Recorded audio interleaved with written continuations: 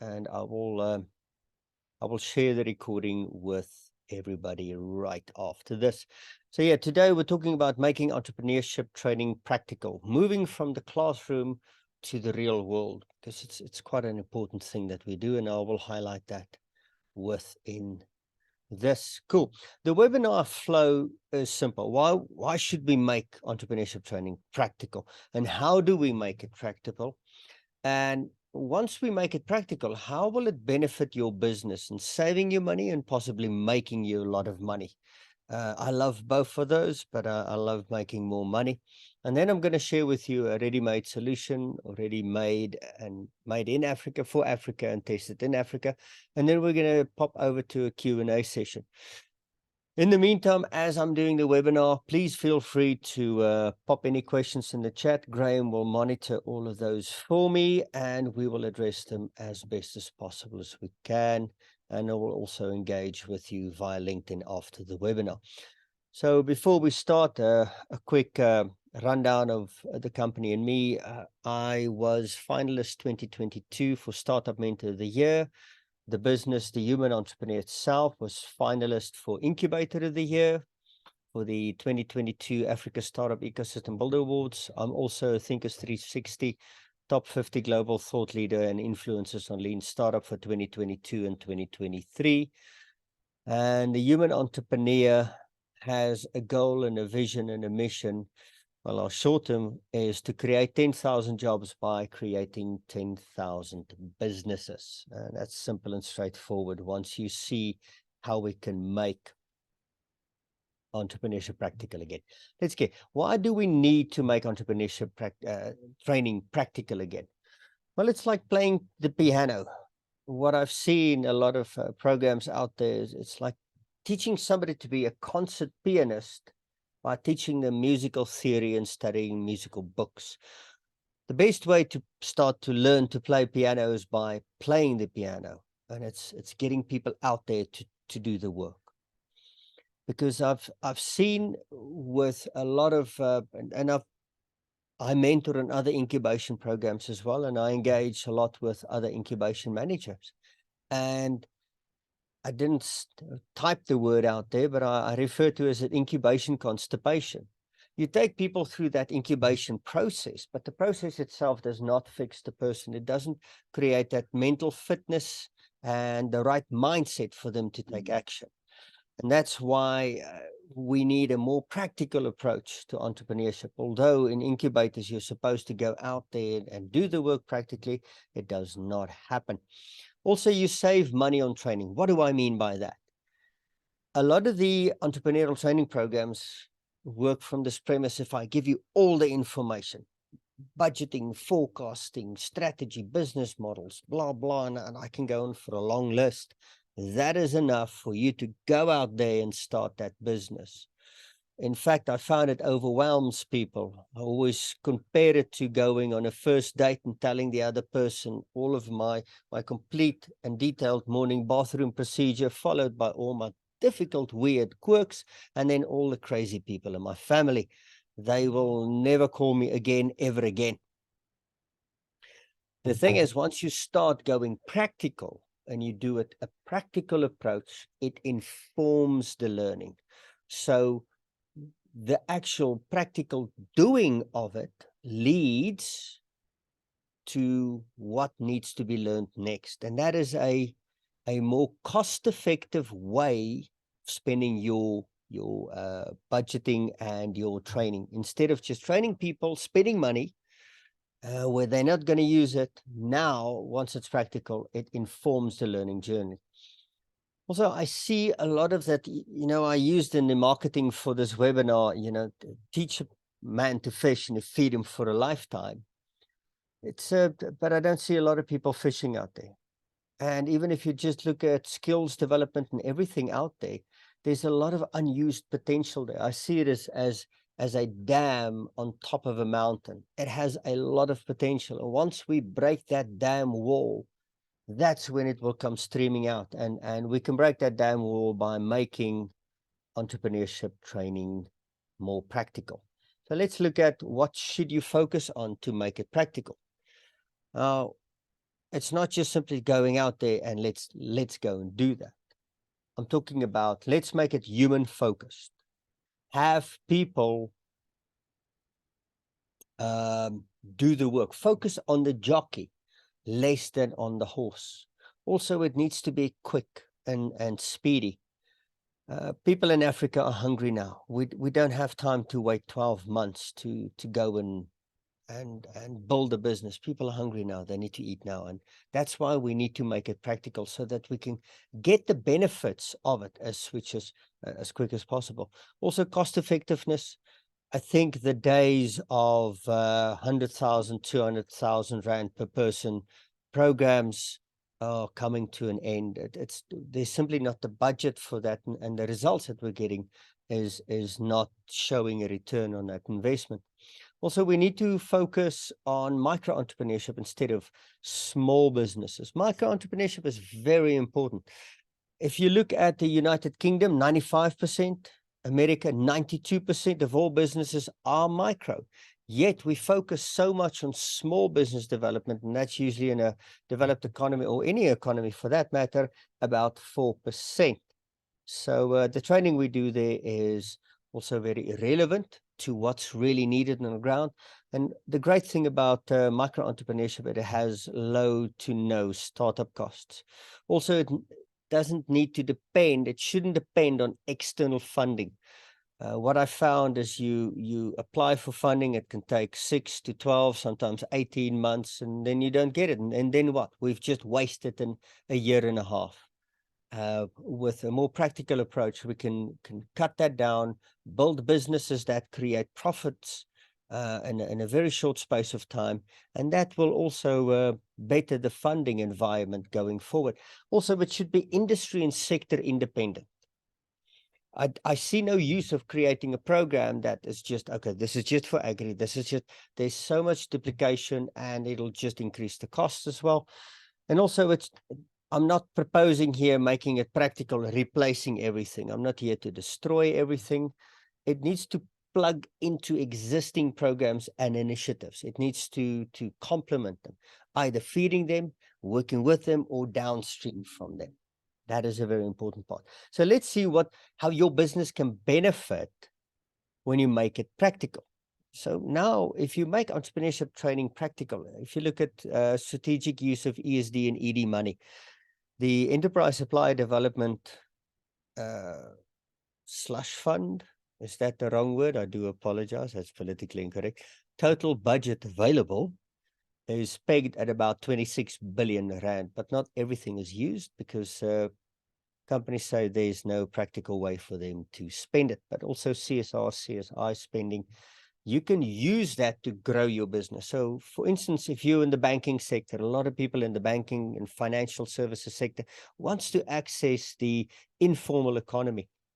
Now, if you approach the typical small business approach and the theoretical approach, it's simply, you will never recoup your spend on that. But if you can use your ESD and ED spend to quickly, cost effectively unlock your access to the informal economy, you spend the money, you get the points, and you get the commercial benefits. You can also use it like people with telecoms. If they roll out in a new area, you can then use a practical approach to entrepreneurship to develop new entrepreneurs, to drive the sales and roll out for you.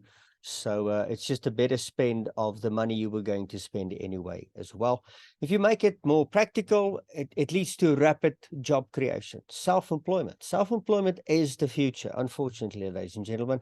A lot of students don't want to make peace with it, but that's what the future holds. Also, when you can develop it quickly, it leads to rapid local economic development. Also rapid poverty reduction, which has a positive impact on GBV and other social ills. You know, when you uplift people out of poverty quickly through a practical approach to entrepreneurship, that's when we see a reduction in GBV, gangsterism, drugs, alcoholism, and everything else that goes hand in hand with poverty. And also through this, you can make entrepreneurship an actual career choice. What do I mean by that? So school leavers, not all school leavers can go and study. Now they can become entrepreneurs. Students can also, if they can't find employment after they finished, but also when people get retrenched, now instead of losing that white collar worker plus their motor payment plus their home payment, now you can develop them as an entrepreneur, feed them into your supply chain. Now you know your company, your culture, and your products. And it's a great way for you to, again, use your ESD, ED, and CSI, CSR spend as that, as well as accelerating social projects. You know, it's I've spoken to a lot of people who run, for instance, female shelters. The women come in and they stay there, and eventually they have to kick them out. But if you can practically teach them entrepreneurship, help them to make a living, you can empty the shelter, help new people, take the process again. And instead of having a stagnation of impact, you have a flow of impact on that. Great. What I have here is, it all sounds great. As you can see, we need to make it practical. And I have a solution for that, something that's been tried and tested in Africa. It's called the Rapid Entrepreneurship Development Program. It's a cost-effective, sustainable program that creates new businesses at scale. It's self-employment through entrepreneurship. And as I said, we rapidly uplift people out of poverty. And this has been tested, made in Africa, tested in Africa, proven in Africa, for Africa. So if it can work here, it can work anywhere. Give you a disruption model of it quickly. Reduce the time of job creation through entrepreneurship to about 5 weeks. So now you can develop entrepreneurs, the entrepreneurial development process, to 5 weeks. Reduce the cost of that development by 10x in many cases, and we can do it at scale. I mean, you can do hundreds, even thousands of these micro enterprises per month. Let me just show you what's the difference between, if you look at impact of micro enterprises and compared to small businesses. Because if you look at the small business training, there's nothing wrong with that. Please, I'm not shooting it down, but small businesses, it takes time to build a business that employ more than 10 people. It can take years, and we don't have years.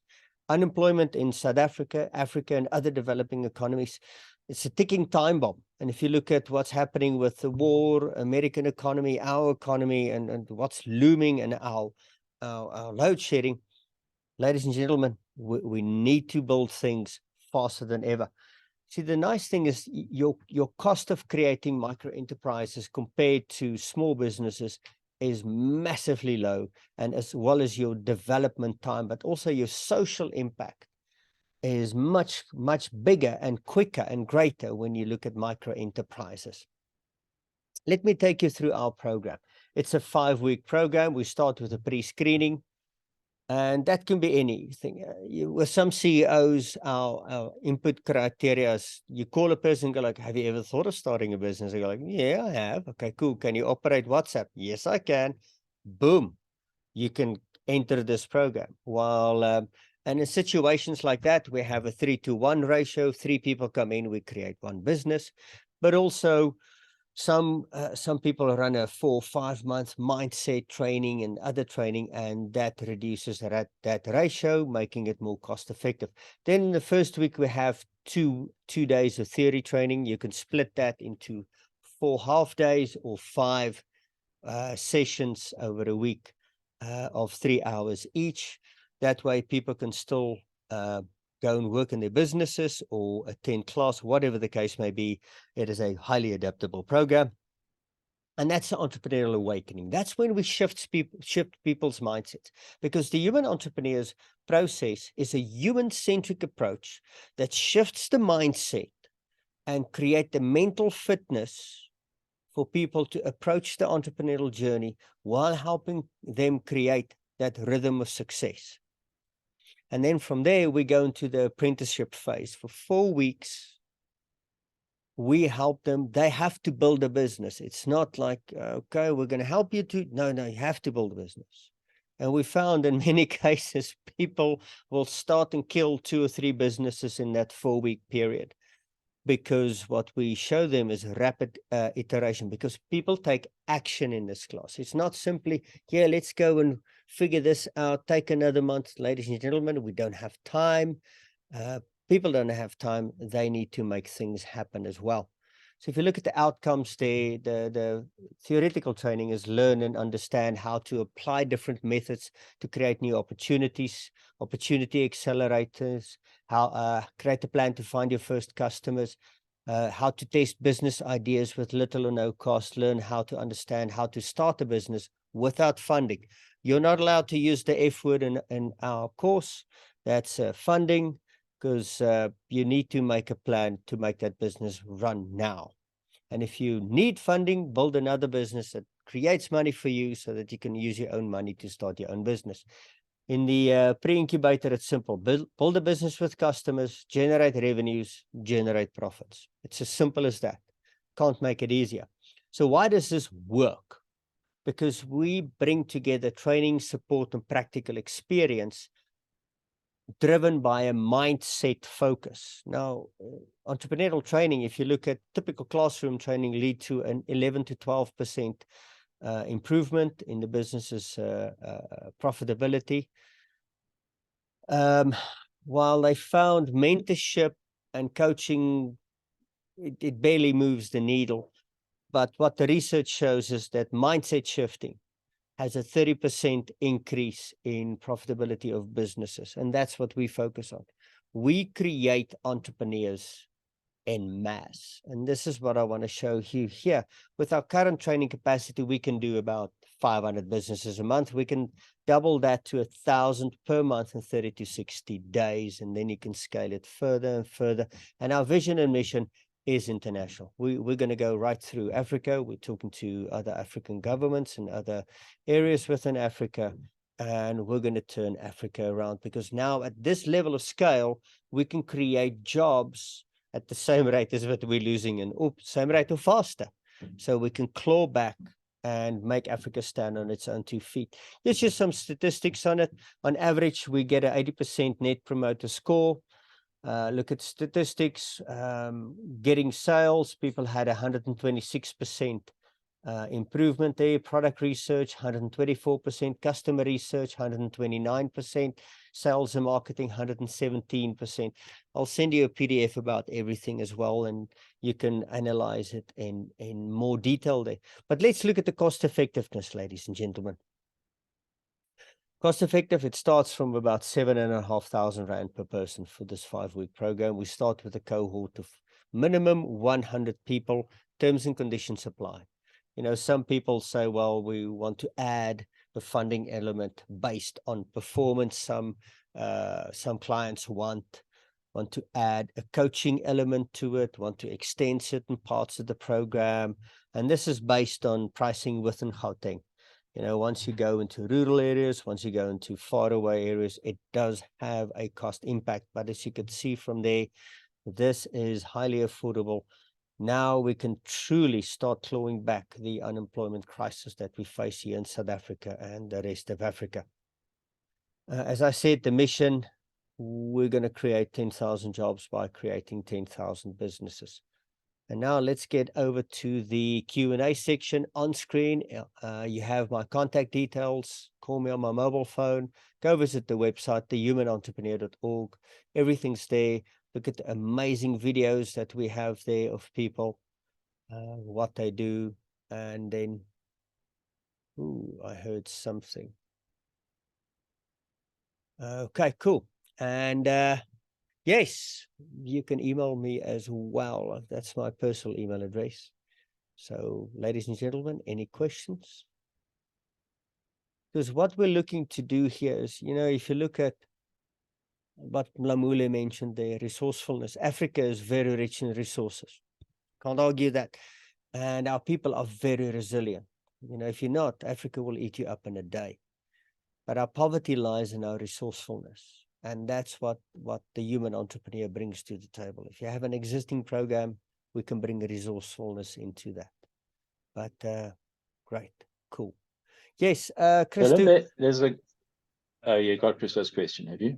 Yes, I'm looking at Christo's question. Yeah. Okay, cool. Pivoting, people pivot in those 4-week time, in that 4-week time span, Christo. If you look at, we don't provide mentorship, coaching, or support afterwards. Usually we have a 53% survival rate. But the interesting thing is, Christo, is about when a business fails, people start another one. So for me to measure business survivability, I think it is a useless measurement, considering that businesses come and go as markets shift. I think we should rather look at entrepreneurial survivability. That's our goal, rather, to look at the survivability. So not if the business fails, when the business fails, are you starting another one? I hope that answers your question. Christo? It does. If I might sort of expand a little bit, I think Shoot. the challenge that we have seen in the enterprise development programs we have done is that the sponsor thinks I'm going to create 10 businesses and gives us 10 candidates. So we don't have that failure rate, we don't have the pivot rate. And especially, and I'm going to just put it out there, especially if you get in the youth that haven't had that try and fail. So this is the thing I do really like about this, is it teaches you to try and fail fast and try again and try again. And one of the things I am thinking about is whether that at some point leads into something like York's cities program, where you can say, I've done the human entrepreneur thing, I have tested, and now I need to get into an incubator where funding is actually going to be useful, because I know how to be an entrepreneur, and now I want to go big. I've got a big idea and this needs funding. So I don't know if this is an excellent testing ground for someone who does want to go into a place where you're not going to get funding if you're untested. No, absolutely. Christo, thank you for saying that. You know what? If you look at the 4-week period, why people kill and start multiple businesses is because you have little or no sunk cost. It's not, well, I've worked on incubation programs where these people have been on a business idea for 6 months, and then 2 days with me, they realize, oh, this is never going to fly, and they can't let go of that. And they just hold on and they crash and burn. So with this, people quickly go through it because you have little or no sunk cost and emotional connection to that. Yes, it is absolutely the thing to get people to go further, because we develop the right mindset, the right mental fitness, and help people create that rhythm of success, so that they can move forward. Even if they're an existing incubation program, this is like a kick on the behind. It'll accelerate their action taking as well, bringing down the costs of incubation programs, speeding it up, but also increasing their success rate at the end of the day. Yeah, I like what you say, Mlamule, fail forward. Yeah, that's exactly what they get here. It's not a theoretical program. This is and also, Christo, you have to take into account this program is targeted at the bottom of society's pyramid. It works in all levels. The program was designed, if you look at lean startup and that, it doesn't work in Africa where we need it most, because you can't make a cheap Rolls Royce. That is the problem. But with this, because it works in the lowest of society's pyramid, you can easily run it up. So it works with existing businesses, people in incubation programs, but also preparing people who's never ever thought of even doing a business. It shifts their mindset. Any other questions? I'm gonna call you out on elitism on that one, by the way, because what we've seen in some of the other programs is that many of the entrepreneurs drop in. They get what they need and they drop out. They don't finish the programs. One of the other programs that I am sort of monitoring. So this idea of come in, get an intense antibiotics course for your thinking. In 4 weeks from now, you will have tried something or tried many things. For many of the businesses I work with, that is the key. The sunk cost you mentioned fully. Let's let go of the old ideas you've had, and let's look at new ideas. And so I like the intensity of rebooting your brain into a let's get stuff done. I don't think it's necessarily for the bottom tiers, but I accept that they have less access to resources, which, as you and I have spoken, if Dad says, I'm going to sponsor my kid for starting up a business, I'll say to Dad, okay, give the kiddie 20,000 Rand, because nothing's going to happen until he runs out of the first 19,000. And then he will pull his finger. Okay.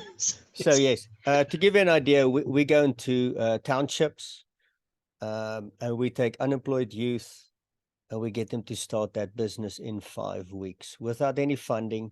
They have to have customers with profits. So we can take somebody quickly to 1,000 Rand a week, 2,000 Rand a week, 3,000 Rand a week. Ladies and gentlemen, let me add context.